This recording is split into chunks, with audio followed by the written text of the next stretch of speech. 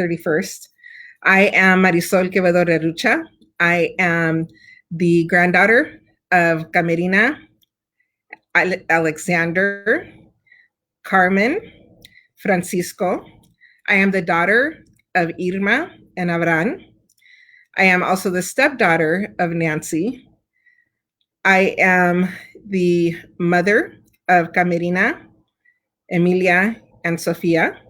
I'm the grandmother of Luna, and I'm calling her baby Sol, Cynthia Ileana. Aside from that, I also am a sister. I am a godmother to beautiful Camilla and Leah. And I also have two adult granddaughters, Margie and Ileana, who I hope to have on the show soon.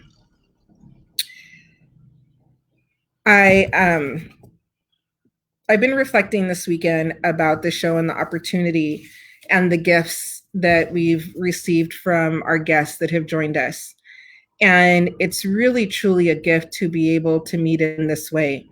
I absolutely prefer in-person meetings, but to have this opportunity to connect virtually and to share the gifts and talents and the stories of my guests has just been a really, really beautiful gift. And I'm glad to share it with you, to be on this journey with you. So I want to, actually what I'm gonna do first, we're gonna do our breathing. So remember our 4-7-8 strategy. So we're gonna inhale for 4 seconds, and then we're gonna hold for 7, and then release for 8. So if I mess up on the count, I apologize, I'll try to get it back together. But this, again, we do once a day, and we're gonna do a repetition of 4 times. So we're gonna start. Okay, you ready? And inhale, 2, 3, 4, hold, 2, 3, 4, 5, 6, 7, release, 2, 3, 4, 5, 6, 7, 8. Inhale, 2, 3, 4, hold, 2, 3, 4, 5, 6, 7, release, 2, 3, 4, 5, 6, 7, 8. Inhale, 2, 3, 4, hold, 2, 3, 4, 5, 6, 7, release, 2, 3, 4, 5, 6, 7, 8. Inhale, 2, 3, 4, hold, 2, 3, 4, 5, 6, 7, 8, 7, release, 2, 3, 4, 5, 6, 7, 8. So this breathing exercise, as Dr. Anjali shared with us, is something that is shown to really help calm, center, and focus us, and has shown to have really beautiful benefits. Just do it for a couple weeks, do it daily. You only need to do it once, the repetition every 4 times. Sasha, our producer, hi Sasha, she was sharing that she's been doing the practice and it's helping her when she's feeling anxious. So please use these tools and techniques that we're sharing. Before we move on with our guests, I want to share a reading with you. So, Made for Goodness, this is Desmond Tutu, and I think it's Mfu Tutu, his daughter. And this is from a chapter called An Invitation to Wholeness. And it really spoke to me because it talked about the beauty of being solitary, and like that's where it is that we find God. Desmond Tutu is a Christian. There are some pieces here, so I'm going to read a couple sections to you. Holiness is not a solo quest. Even the solitaries of ancient memory and modern description do not account themselves as people who are alone. The desert fathers and mothers relied on their spiritual strength and a firm recognition of the presence of God to sustain their solitude. Those who withdraw to the wilderness become keenly aware of the companionship of the plants, birds, and animals that make their homes in the places that other human beings have not yet populated. So for me, this section talks about that connection with the earth, but really seeing it as a connection with the earth and nature. And Leticia talked about this with us last week, that connection with earth, it's a spiritual connection. And it's also a way of seeing creator and being in that space. So what does it mean to be at home in our own lives? Ideally, our physical homes are the places where we shed all striving and pretense. They are the places where no artifice is required in our self-presentation. Being at home in our own lives is a kindred experience. When we are at home in our lives, thought and action are all of a piece. And I thought about this, so because of the space that we're in, where we are physically in our homes and with our families, and how, we've talked about this, and I'm sure you've had these conversations, like this is a way of getting closer and really coming back to self, coming back to your family, being more present in a way that you haven't been, and being centered in your home.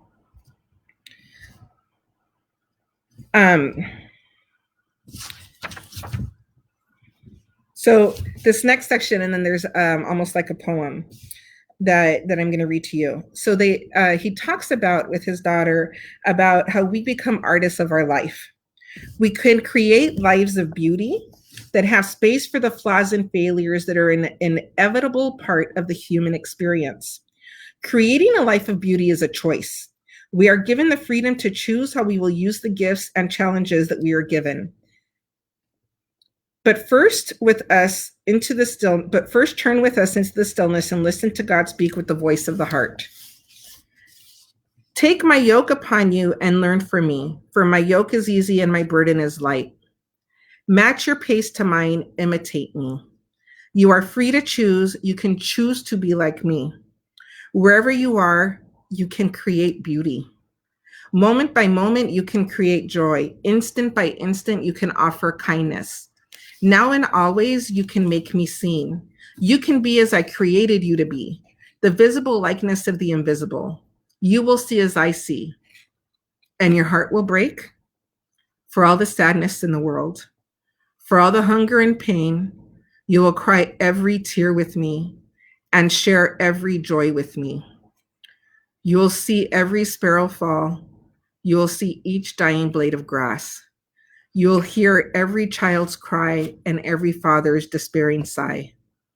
The terrified screams and hungry moans will be woven into the song of who you are, and your heart will be broken and broken again. And then you will know a heart of flesh and not a heart of stone. You will be alive. So that really speaks to me about our humanity and what it means to feel and be empathetic, what it means to care and to love in this human experience. And I think with the other readings that I shared last week, reflecting on them, the readings of the very short quotes from Martin Luther King talking about we have to really love each other and look out for each other, that it's like we're not alone.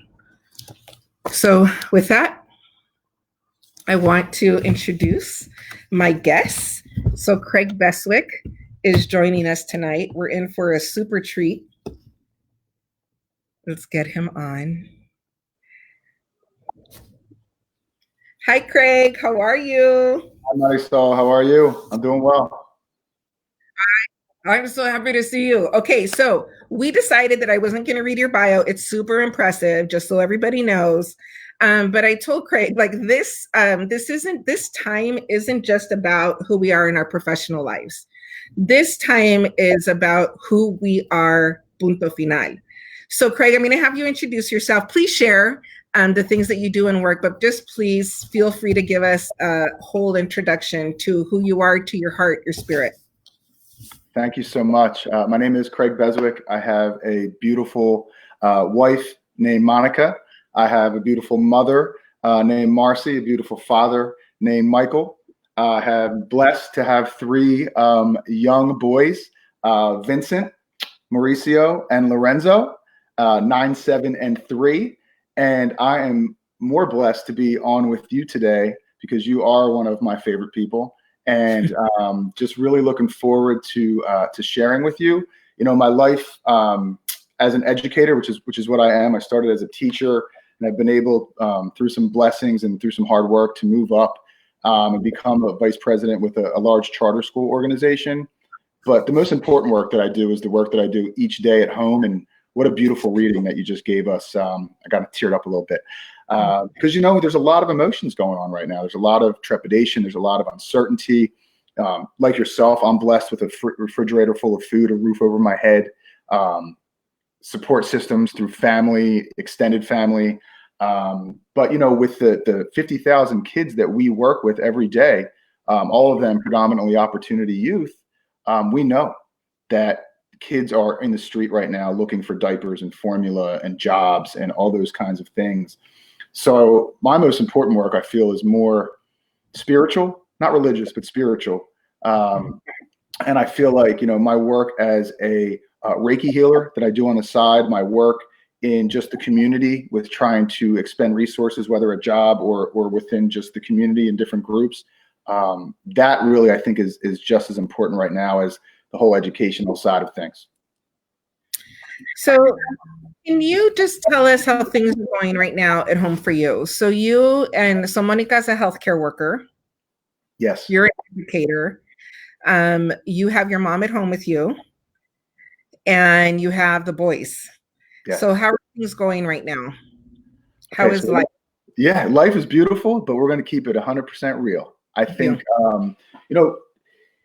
I consider myself a pretty, aware person, pretty self-reflective person, somebody that's been able to come through a lot of trauma in my past to be the man that I am today for myself first, right, and for my family second, because just like they say in the at the airports, you have to put the oxygen mask on yourself, right? You have to self-reflect and figure out how you operate in the world before you can really send any true altruistic love to your family and be there in that kind of way. So I didn't really become aware until about 2 or 3 days ago that this kind of current of just fear, right, in our subconscious, it does manifest, right? And I have 3 boys, and I'm blessed to have them. But I would be lying if I didn't say that there was times when, my wife, who's a NICU nurse, she's dealing with a situation at her hospital where, somebody in her ward just tested positive. They don't have the right masks. So that level of fear is also kind of woven its way in to the family fabric a bit. And I think, quite honestly, it's really doing that hard work on myself when I sit in contemplation or meditation to understand my actions for that day. I think it was Socrates that said an unexamined life is a life not worth living. And if we're not doing that work on ourselves, then it's very easy to turn into, the low road version of ourselves. So it's been great. We're doing the whole homeschooling thing. And, just like you, I'm equipped with the tools to be able to operate with my children and educate them in different subjects and give them project-based learning and all that great stuff. But, what about the thousands and thousands of people that don't have that ability? So I just consider myself blessed. I'm honest with the fact that I've had some blow up moments, right, with my kids. And for me personally, it's what is the lesson, right? The universe sends us the same types of lessons until we heed the call, so to speak, right? And decide how to operate a different way. So, and I've spoken to you about this before. My dad was, we have a great relationship now, but he's pretty verbally abusive. And when you are triggered because it's fear or whatever it is, or me at least, sometimes in my words, my tone, I come off a way with my kids that, when I have to listen back in my mind, it triggers that 6-7-year-old boy that I was. And that's a harsh reality to realize that, you're parenting your kids, but you're really parenting the unsettled versions of yourself, right? And the unsettled issues of yourself. And in order to not create more negative karma with those kids, you've got to be lifetime with them and be present and be as loving as possible. And more importantly, because everybody messes up, when you mess up, you have to be vulnerable enough to say, hey, you know what, Vincent, Lorenzo, Mauricio, I'm so sorry. I shouldn't have had that tone with you. I'm just a little impatient because you're not doing A, B, C, or D. So I'm striving to utilize this time to be home, not just in my physical home, but be in the home in my heart and really adjust my behaviors and use this opportunity, this pandemic, to see a silver lining and see it as an opportunity to do that really hard work, to put myself through that crucible so that I hopefully can come out as something better for myself and better for my family and better for the world. So the things that you're talking about, like, you really beautifully, thank you for your honesty, but you're very, like, you have done a lot of work. The way that you explain the process of, like, you heard your father's voice in yours, his tone in yours, and the tone that damaged you and that harmed you into adulthood, right? And you heard that tone, and you've done the work over many years of figuring out, like, how to be reflective, how to examine your life. So if it's possible for you, can you just take us back some steps? Like, how do you start that?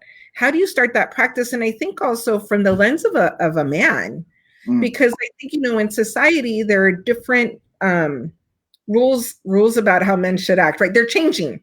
I will say, like, that's what's really beautiful about this next generation and this time that we're in, is that people are really looking at these male female roles, and so it's changing. But you and I grew up at a time when they were still set in.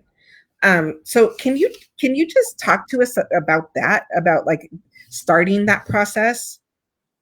Yeah. I mean, I think that, no great change or most great changes in anybody's life comes without some type of struggle, right? Some type of idea of this isn't good enough right now. This is not, whether it's, personality traits, whether it's your goals in life, your career, your spouse, your lover, your kids, your dog, your plan. It's all, for me, when I switched the filter of my life from fear and victimization. So when was that? Like, what was that moment? Like, how old were you? When did you get there? Whoa. So at 45, I'd say I'm 85% there. There is another version of myself that comes out, and it's the more Philadelphia Sicilian version of the way that I had to grow up in the neighborhood that I grew up in. And quite frankly, I made a lot of bad decisions myself. I was involved with substance abuse issues and gangs at a pretty early age in Philadelphia. So, and then really getting grounded for me as I got into my 20s, I went into the Army. I started to realize I have something to give back. I had through meditation opened up that window of this idea that I wasn't only the thoughts in my head. And if I wasn't only the thoughts in my head, and there was this witness, right? This soul, this higher self, this gut, this intuition, if there was this, that opened up this possibility and this path for me to understand that I could change. So how did you get there? Like, how did you get to that point where you knew that there was another way? So, like, Brene Brown talks about, I think it was in Daring Greatly was the title of that book, where she talks about, like, the difference between people, regardless of what your trauma is, regardless of your situation, the people that are able to get through and really create and find happiness, I would say, and joy, are people who believe that they deserved better. Regardless of the circumstance, regardless of any of the most horrific life experience that you can imagine, it was people that had this internal sense that they deserved better. And so, like, at what point, like, do you remember that moment, or, like, where was this introduced to you that there was more and better for you? Yeah, it's a great question. I think I had went to a high school in Philadelphia as all this kind of started to go south for me in regards to the way that I was treating myself and what I was doing in my life. Was removed from that high school by the grace of me just having enough brain cells left and having kind of a desire to do something different. And I was a pretty high level soccer player. So I went to a very good private school in Philadelphia. They let me in, gave me a huge opportunity. But, just because you get an opportunity doesn't mean, like, all those demons are not still in your space or, at your gate ready to say, hey, there's still lots of lessons for you to learn. So struggling through those first couple of years, I had a soccer scholarship, went away to college, still didn't really fix a lot of the core issues that hampered me. We all have adverse childhood experiences, and there's a lot of great science around ACEs science, if you're familiar with the term.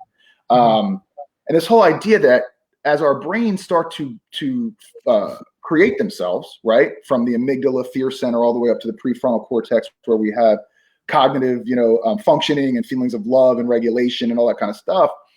When things happen to us as a child without a lot of protective factors, and again, I did a lot of what I did to myself, not to be a victim, right? But when that happens, it's like you create all these neural pathways of how to operate and save yourself from those emotions, right? Through self-medicating or self-indulging or isolation or whatever it is. And then you have to kind of realize that as an adult, there's that responsibility. And for me, getting involved with, I remember I had kind of stopped doing just a lot of the stuff I was doing. I lost my soccer scholarship and I decided I was going to go into the Army. And in going into the Army, I was in the library one day, and my mom's telling me, "What are you doing? Like, you can't listen to anybody. You're going to go into the Army. You're not going to last in the Army." And no disrespect to her, she was just worried about me, right? And at 25, before I went into the Army to serve as a Patriot missile operator in South Korea, I found this book by Daniel Reed, and it was The History of Chinese Medicine. And I started to read it, and it gave me this different philosophical framework that allowed me to understand. And you mentioned it, right? One of my favorite artists is Alex Gray, and he does all these kind of spiritual paintings of people's energy systems and all this stuff. And he has this one painting where it's a energetic being holding a paintbrush, and at the tip of the paintbrush, that soul's incarnation is spreading out. And what I try and tell myself and tell my kids every day that I work with, whether it's students or leaders or my own kids, is that the mind is a builder of positive thoughts that bring me back to my creator. And when I realize that I have the paintbrush in my hand, what an enormous opportunity that is. But along that comes the fear with the responsibility of it. So honestly, it sounds corny, but that book for me, when I read through it and I was like, wait, I can sit in silence and maybe hear a different voice that isn't this ego. It could be my heart, my intuition. And for me, my street sense, that clicked, right? Because they used to call me Sixth Sense in Philadelphia, because there's been 10 to 12 parties or events where I'll go to my friends, hey, it's time to go. And we'll leave. And then an hour later, somebody gets shot or somebody goes to jail or the cops come and raid everybody. And this was, again, in my younger years and as a teenager. But that linked with me, that intuition and that ability to grow something different, and then to understand that intuition is a part of a higher self, right? Whether you put a religious frame or the laws of cosmology on it. I'm a big believer in the kind of the Eightfold Path of Yogananda. And he said something that has always stuck with me. He said, there's one truth and there's many paths. And whatever blueprint you have to tap the divine inside of yourself to open that up, whether it's Catholicism or Christianity or Buddhism or being a Muslim or going and running into nature, into nature naked or whatever it is, right? Whatever it is that allows you to be present and connect to that, that's what you need to tap into. And that for me was that day at about, 23, 24, finding that book in that store. What was the book again? It's called Daniel Reed, and I believe it's the History of Chinese Medicine. It's an older book, probably from like the mid-90s. But it's got meditation stuff in there, just the cosmology of kind of Taoism and Taoism and Zen Buddhism, and that was it for me. So now, like you were talking about, and I could, like that fear, right? Where your wife is going to work and she is doing such honorable work. Like we just had I just had my grandbaby, and like the gratitude that I have for the people that are in the room with them, but they're putting themselves at risk for others in a way that is very real now. And the thought of her bringing that home, like I can imagine that fear is just a lot. So you talked about meditation, but is there like a specific practice, or is there a specific thing that you do when you find that fear coming in? On Friday, we had, I had Dr. Anjali Lafaurie come on with Vivette Dukes. And Vivette was sitting with a lot of fear, Craig. She was and she goes very inward. So she comes across very soft-spoken, but she goes very inward with her fear. And Anjali did some techniques with her about like checking in with yourself. She had, she had to put her hand, do like an emotional check. And then she almost like she had her tap and love her fear. So she was like, I love my fear. I love my, being scared. I love and then also those good things about her. So do you have any techniques that you use when you are sitting in that fear in a very real way? Yeah, absolutely. I mean, the first and foremost, I think that, there's a guy I follow named Dr. Joe Dispenza, and he came out of a Heart Math Institute, and now he does his own thing. And I'm trained as well in Heart Math techniques. What is that? So Heart Math are a bunch of techniques that basically are adhered to 35 years of research from Heart Math Institute that basically say that our hearts are really the seats, right? You have 40,000 neurodendrites in every human heart, and that literally means brain cell that's not in the brain, right? They figured out that I think it's, 4 times as many messages go from the heart to the brain than come from the brain to the heart, right? With electromagnetic measurements, we can understand that the brain comes out. Oh, sorry. So for 40,000 messages like that, right? But they go, so more is coming from the heart to the brain than the brain to the heart. So this also, I'm just going to do a little quick aside, but that also goes to a little bit like you were talking about that your spiritual being. And it was really me. I was listening to an Oprah podcast. She was talking to Eckhart Tolle, who did Brave World or something. I can't remember the name of his book, but he was talking. So he used that phrase, like, I was telling myself the other day, and he said he thought, like, who is I and who is myself? So the person, like, what I think is not who I am. So like that connection, right? So like there's this and there's this. Mm-hmm. So like for me, this is that like is our spiritual being. But you're saying what Heart Math is showing is that, or the research has shown is that our heart is speaking more to our mind than our mind to our heart. Yes. And if you look at it in most indigenous culture, what you find, obviously, this, is that if you ask somebody that's indigenous and a part of an indigenous community to point to themselves, they'll point right here. If you ask those people in the West to point to themselves, they point right here. Because Western society has stripped us through this creation of this materialistic world where we have to control over. Point to yourself here, point to yourself here. And really where you want to point is here, because this is where intuition is. This is where we know that a lot of real memories are housed. This is, if you believe in the energy systems, this is the seat of your chakra, right? Which is the bridge between you. Hold on. You're too much for me. You're too much. Okay. So what did you say? You said your heart is where your memories are housed? Yeah. I mean, let me tell you a really quick story, right? So there's a famous Heart Math story. There was a young little girl, I think it was Arkansas, and she received a heart, right? A transplant from another young girl, 6-year-old girl, I think, that was murdered. Okay. Small town, right? The heart goes in, and within days, this 2 to 3-year-old girl starts to have vivid dreams of being murdered. Right. So she goes to the doctor and the cardiologist, right? Let's think about Western medicine, right? The cardiologist says, well, look, it's a pump. I put the new pump in. It's pumping blood. I don't know what to tell you. Go see a shrink. Right. So she goes to a psychologist. The mother takes her to a psychologist. And just on a whim, the psychologist says, you know what? Let me get a forensic artist in here, because she kept having these dreams. So they literally did a character sketch of the murderer. And in the dream, the little girl kept saying to the psychologist in therapy, there was a very specific thing that the killer said to her before she died in the dream.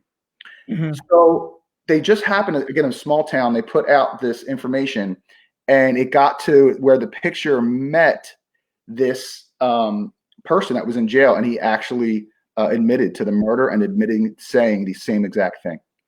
So that's documented. Now, you can believe what you want, but that's out there, and it's just a testament that we have these memories that are seated in our heart, some of it from the past, stuff we haven't cleared, right? So when I do energy work on people, I can tell if your heart is locked off, it's probably because you haven't really processed some of the trauma and the events that have gone through. You've pushed them down somewhere, right? You pushed it down into your liver, and that's going to come up in 20 years, or you pushed it down into your kidney, right? And that might be kidney cancer 10 years from now, because when we don't clear those things, right? If you look at tapping techniques or, Heart Math techniques, right? Which is tapping into your heart focused breathing. And then for fear, asking yourself a question, right? So for me, this whole idea of Joe Dispenza, he said we have 70,000 thoughts a day. Each adult has 70,000 thoughts on average a day. Now check this out. Of those thoughts, it was deemed that 70% of those 70,000 thoughts are negative or redundant. So if we're not making a conscious effort to look at the quality of each one of our thoughts, and believe me, I am not a sage. I get angry. I curse sometimes. I'm not I good know. at cooking. She I knows know. what to do. But I'm doing the work, right? I'm trying to figure out where's this coming from, right? A great heart math technique is called heart lock-in, where you focus on your breath, right? You bring it in, you focus, you make it a little slower. You introduce a regenerative feeling to become into what's called coherence, which is a scientific term that relates heart rate. Can you show it to me? The technique? Yeah. Yeah, absolutely. So what you want to do is you want to obviously sit up straight, right? You want to, some people have trouble feeling their heart space. So what you want to do first is you want to, for some people, put your hand on your heart, right?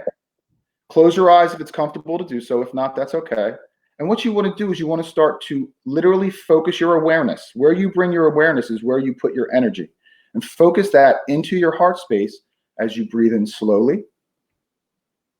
Breathing in, holding in your heart space, and exhaling slowly, holding your heart space. And what you do is you settle into that, and what will happen is your breath will start to get a little bit slower. You'll start to relax. Then you want to introduce a regenerative feeling. So can you use your brain-heart connection to start to feel, as you breathe into your heart, compassion, love, gratitude, or empathy? And you want to feel that for a couple seconds. You want to feel that in your heart space. Now what I want you to do is I want you to ask yourself, what is the root of my fear? What is the root of this problem? What is a better, more effective solution to acting in this way, right? And then you literally sit in silence as you breathe through your heart, holding on to that good feeling, and you listen for a response. It's not going to come always, but what starts to happen with practice of these techniques is you start to literally understand that there's a different type of voice inside of you. It's not your ego. It's not, oh my God, why did my dad not love me? Did I turn the toaster on? Why did my boss look at me that way? It's not that. That's not you, right? You're here. And when you anchor in with those types of techniques, live time, right? So you don't have to, you had an excited moment with your kid, right? You had a freak out moment with your boss, right? Or you're going into this meeting where it's going to be high stress. You do that 3 to 5 minutes before a technique, before you go into that setting, live time. Now check this out, 3 to 5 minutes, proven facts that 7,500 of your most positive genes will be upgraded, right? They'll upregulate it, right? So they'll start to kick in. Anti-cancer, anti-inflammatory, anti-disease, antiviral, right? Literally 3 minutes will allow these 7,500 genes to upregulate. And now your defense system, your immune system, and they can track it through heart math. They track it through what's called IgA, your immunoglobulin level A, IgA. Look it up. It's the number one marker and measure, non-invasive measure for how your immune system is operating. And they've proven that your IgA levels go up 50%. And along that 50% is this upregulation of all these genes that are decreasing cortisol, increasing serotonin, getting your pineal gland to send messages to your pituitary gland to dump all those nice hormones. And when done right, you can absolutely feel it live time, which is what I love, right? A lot of times we think, oh, we got to sit in meditation for 40 minutes. And that's beautiful. It's a beautiful practice. Prayer is a beautiful practice. Yes. Right? But a lot of times that can't help us live time when we're dealing with that fear that's directly in front of our face or right under our surface. What was the name of that technique again? That is called the heart lock-in. And there's a bunch of different techniques. They're all anchored in the heart-focused breathing. That's kind of the first technique, and then different ones built off of that. But what's really cool is if you check out the website, there's actual technology that can show you as you come into coherence, your heart rate live time. It'll show your heart rate decrease and what's called heart rate variability, which is the measure between each heartbeat. it'll show you that indicator, because people that have high heart rate variability are able to adapt to change. And that is directly related, not just to the longevity of your life, but the overall quality of the years that you live. So high heart rate variability means that they have a longer period between their heart breaks. Right. So the heart rate variability really tracks each measurement, and there's different measurements, right? So that algorithm in alignment with your heart rate. So for example, I could hook it up to you right now, right? And I've done this live time. I've done over 150 presentations, not just on heart math, but just trauma-informed stuff throughout the country. If I hooked it up to your earlobe and it started to show you your heart rate, and I said to you, Marisol, you're a horrible person. Nobody likes you, Marisol.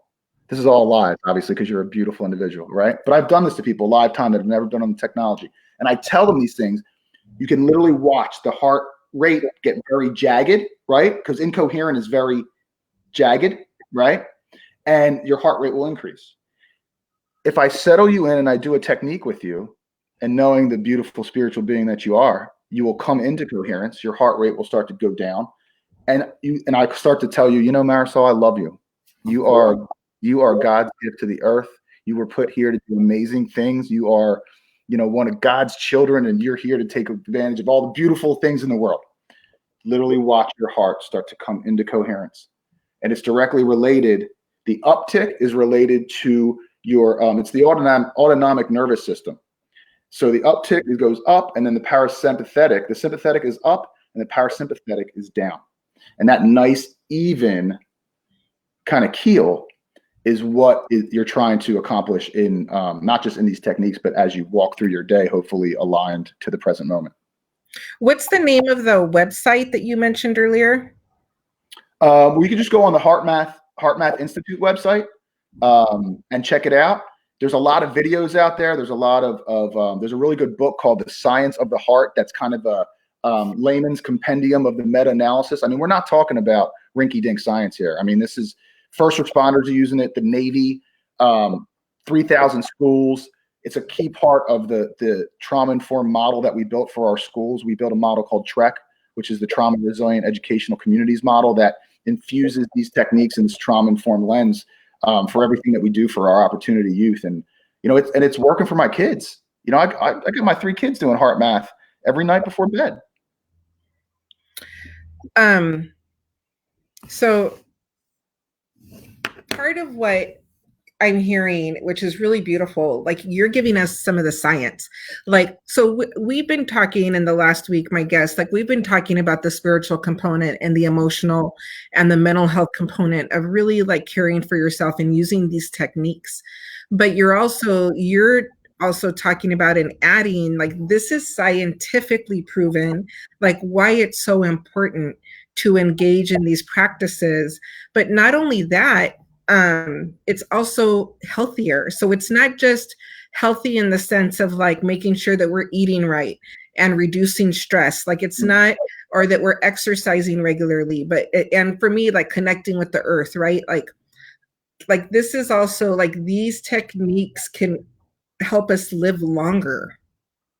Yes, they literally rewire your brain live time. And like you're saying, like cleaning out the things that we've been carrying with us. Yeah.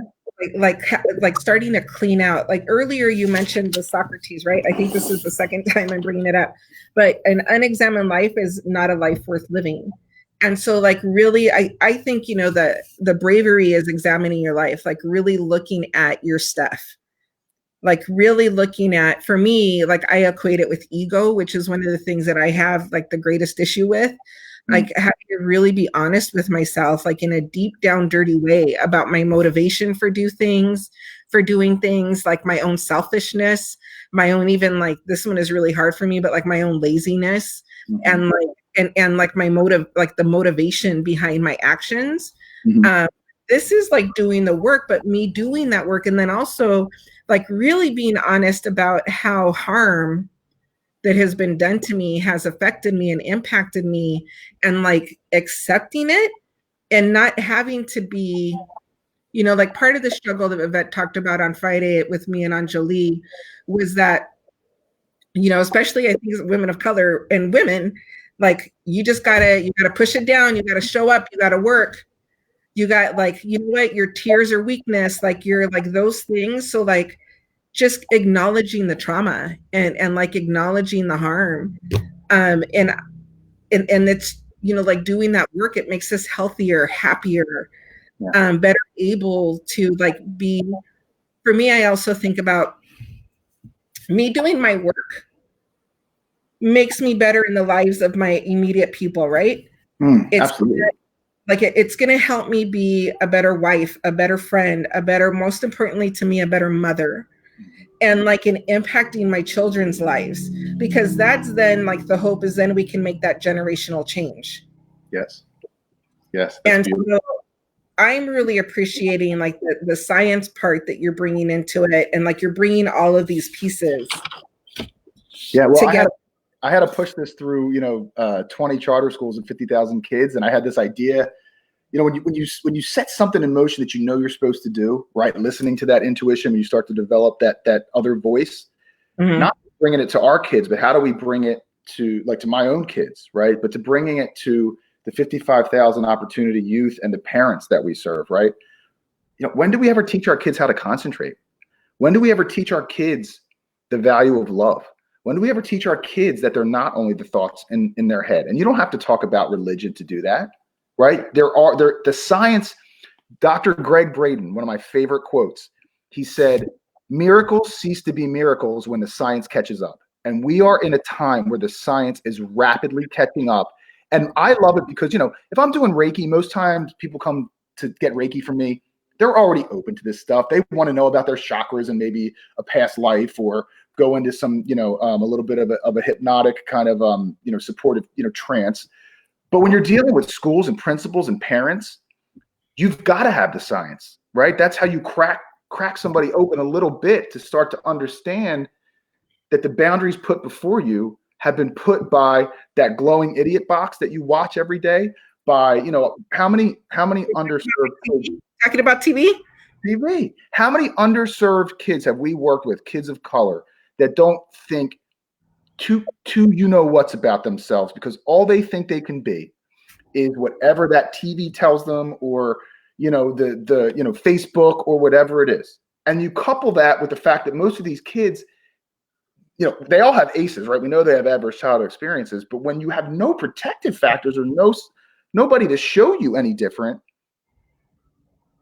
not only are you playing with a dead hand, you're not even at the table, right? So how do we bring them to the table? How do we put the paintbrush in their hand and say, you can change all of this, right? And you said something that was very interesting to me. You said, I can pull myself out of it to be there for other people, right?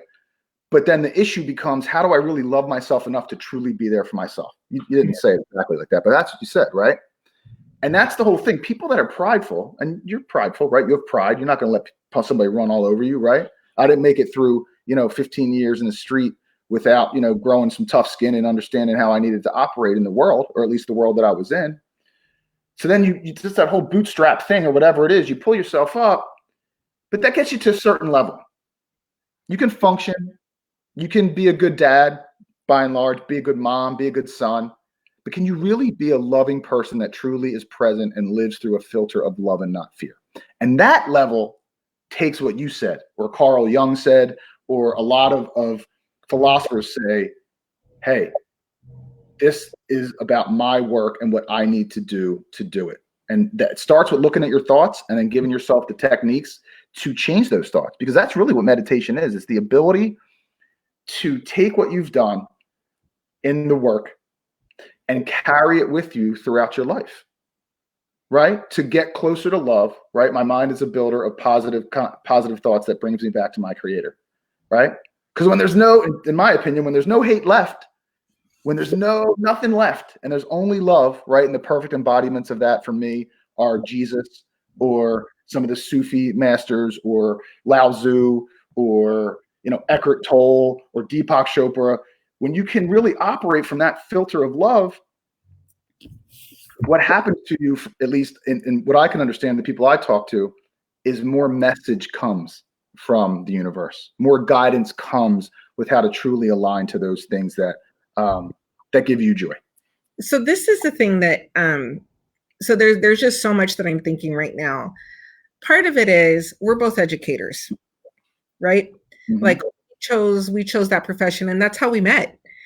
Every person that I've had on this show and it's only been going a week, but they've been these like the spiritual messages, like the learnings that I've gotten from them that I'm hoping that other people, the connections that I feel like people are having. It's not by happenstance. And like, it's also not like the people that are choosing to watch or choosing to engage. And, in this conversation, like, it's not an accident. And I almost feel like, that's also part of this work. Like, so I didn't know you were a Reiki healer when I met you. No. Like we met on a visitation committee. And then, like we definitely felt like a definite, like there was a definite connection. But it wasn't until I kept bugging you and getting you to try to pay attention to me and like through on like a meeting date, a coffee date, like after all those years, like it wasn't until, and then we really started talking about, I remember just like talking about real life when you shared with me about, like your studies in Reiki and your walk on that path. And so you're in this, so there's a couple things, like you're in this space where you're doing your work as an educator, really working and sharing these strategies with our most vulnerable youth. So, and you have a huge population in the charter school system that you work with, but these are students that have been pushed out of the system. But you're also on this walk in like Reiki is healing and connection. And so can you just talk more about that? Because there's this whole picture to you. But I think also like it's not a mistake that we got on each other's journeys. Nope. And it's not a mistake that like for any of us, that the journey of the people, like the people whose journeys we join, it's because of like what it is that I think it's part of that spiritual work, what we're putting out there, what we're wanting for ourselves, what we're wanting for our children, for our community, for the future, for the next 7 generations, that then like, we share these journeys with others. So can you expand on that? Sure. Yeah. I mean, I think at the time that we met, I was doing a lot of deep work on myself. So now I'm making an excuse of why, I didn't hang out with you in the beginning. So here it comes. See my eyes roll. But, really, like I wasn't as good at understanding. I knew I was supposed to kind of meet you, right? But I didn't understand that there was something that was supposed to happen between us, right? There was some agreement, in my opinion, made before we came to this earth school, right? As Eckhart Tolle calls it, to figure out what it is. Mm-hmm. And I think that, we really have to look at the people that come into our lives with that lens, right? And it doesn't have to just be, you and I have a great relationship. We've done great things together. We'll continue to do that, right? We'll continue to do Reiki and, all that kind of good stuff, right? But some of the people that come into your life that are the most aggressive, that are the most egregious, that are the most issue for you, carry the deepest levels of transformation within them, right? And when we realize at some point that it's all just us, right? I'm talking to you right now and to all the great people that have chimed in, but I'm really just talking to another version of myself, right? And we have all these cliches, right? Something that I don't like in you is because I have it inside of me, right? And I probably exhibited it at some point. That's absolutely true, right? And when you can, and I'm not here yet, right? Because I can still be pretty snarky and sassy with people sometimes. But when I'm able to be my best self and to see that person come at me and to understand, first and foremost, this person is doing the best that they can for themselves right now. Yeah. You have to give that to people, right? Mm-hmm. One of our founders of the Charter School Network that I work for said, our students get the respect they deserve before they earn it. Right? And if we could come into the relationships in our lives with that idea, yep. And again, it's not this filter of fear. What are you going to try and do to me? What's your real angle? It's just this openness. Like, you might hurt me. but I'm gonna love you anyway, and I'm gonna push on to something better because you showed me whether an element of what I should do or what I shouldn't do. There's an old Lao Tzu story. It's very short. It's a Taoist story, and it says, or statement, right? And it says, if I walk with two people, from one I'll learn what to do, and from one I'll learn what not to do. And I can say this: the stuff I've learned not to do is probably more of the powerful stuff, or that gave me a lens into the darkest side of myself that allowed me to say, I don't want to show that to my kids, right? Now flip it, right? Now look at the techniques that we've talked about and look at just the conversation that we've had. Your kids are ready for this conversation. They don't deserve to understand that they need to love themselves. Right. They don't deserve to understand that the quality of their thoughts, words, and actions will carry forth, and literally that is the paintbrush. The paintbrush is the thoughts, words, and actions that you exhibit day to day, live time, right? And then what you don't paint is what haunts you in your dreams and what allows you to be stuck and not go and get what you deserved, right? What did Jesus say? Be still and know that I am. I am, right? I am. I'm it. It's right here. And I'm not saying I'm Jesus, but I have the ability to create my own narrative and my own experience in life from that standpoint of be still in silence and know that I am. Sorry, you got me excited with that question. Sorry. No, like this whole conversation, like I legit want to have you on every night. This has been really like every single person that I've had come on has been so amazing. And I just want them all, like, I just want you to keep coming back because there's so much to share. And I think just going back to what you shared, I was 19 and I was pregnant with Camerina, my eldest daughter. And it was a dark time. Like there were, like I realized the person that I had chosen to have a child with, like their darkness. It was a very, very dark time. And I remember sitting in my room. I had my back against the wall, my pregnant belly. And I remember feeling like I was at the bottom of a hole. And there was this light. Like there was this long tunnel and I was at the bottom. And like, I knew that we were going to be okay. But what I also realized is that God, the reason why I was going to be okay was because God was inside of me. Was because and I realized that I am God. And that like from that point, at 19, I knew I was going to be okay. Like I've had so much learning and growth and so much, and I continue, right? But I remember like understanding that part of my work was recognizing, like you're saying, recognizing and honoring the God in every other person. Yes. And that, that can be a huge, tremendous challenge, especially when people are hurting you. Right? But that, so you sharing that, like Jesus saying, be still, I am, be still and know I am, like that tangible moment for me is very real and it was very powerful. And I think it's one of, that with a foundation that I got from my aunt and my grandmother around like faith, is what, like, that's the premise of who I am. Absolutely. Thank you for that. Absolutely. Thank you for having me on. I love getting down like this. It's,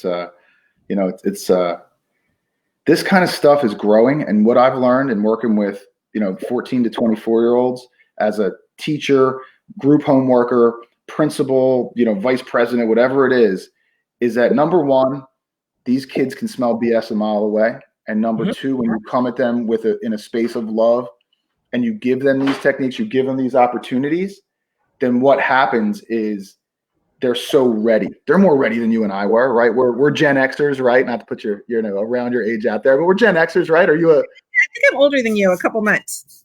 Okay, you win that. But we're both Gen Xers, right?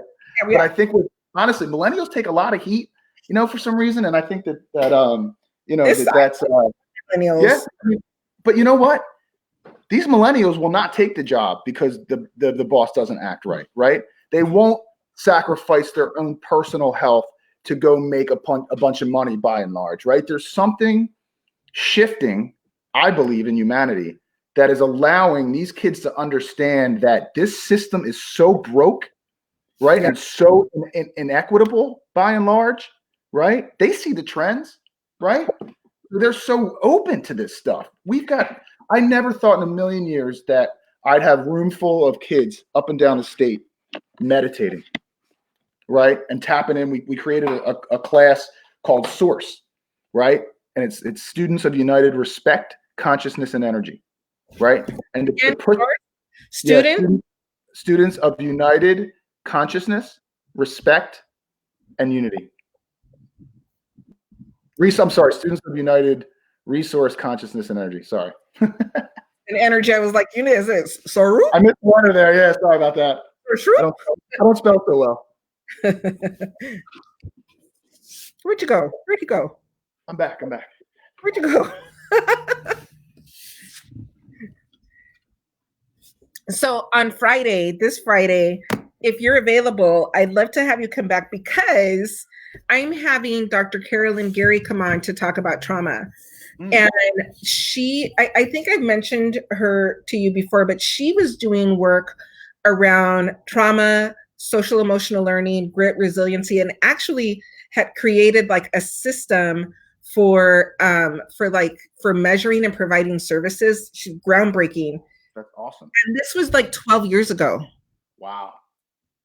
So she's been doing this work and for a really long time, but I think it would be if you're available, it would be great to have you both on, first of all, so you guys can meet, but I think we could have a really robust conversation about trauma. I'd be honored. My science and trauma is grounded in ACEs and Dr. Felitti and Dr. Ando, when they did the original study. We've only been doing this in the schools for about 8 years. And finally got it to the point where it is a non-negotiable for all of our schools to become TREC schools. TREC, we built a whole alternative school independent study framework around it. And it's funny because that's where we were trying to go. If we did enough surveys on the front end, really did the one-on-one relationship work, had everything ready, right? Meditation, yoga, mentorship, federally funded grants, supportive services. But if we could get to the point, and I think this is I remember you talking about this, lady, and I'm excited at the opportunity, because we're trying to get to the point where we have the data and the diagnostic resource to absolutely prescribe to a T what these students need. And I'm not talking about what classes they need, right? Nope. What do they need, right? And I think we're close. We've got some people that want to do some studies on us, and we're kind of getting it out there. But I would be honored. I mean, that's really the next level for me, is trying to figure out how to get to that level within our own, trauma resilient educational community framework. Well, so I want you to, so you're going to come back on Friday, and I will take off one of the lunches you owe me for the rest of your life. All right. All right. I'll take off one. So infinity minus one is what?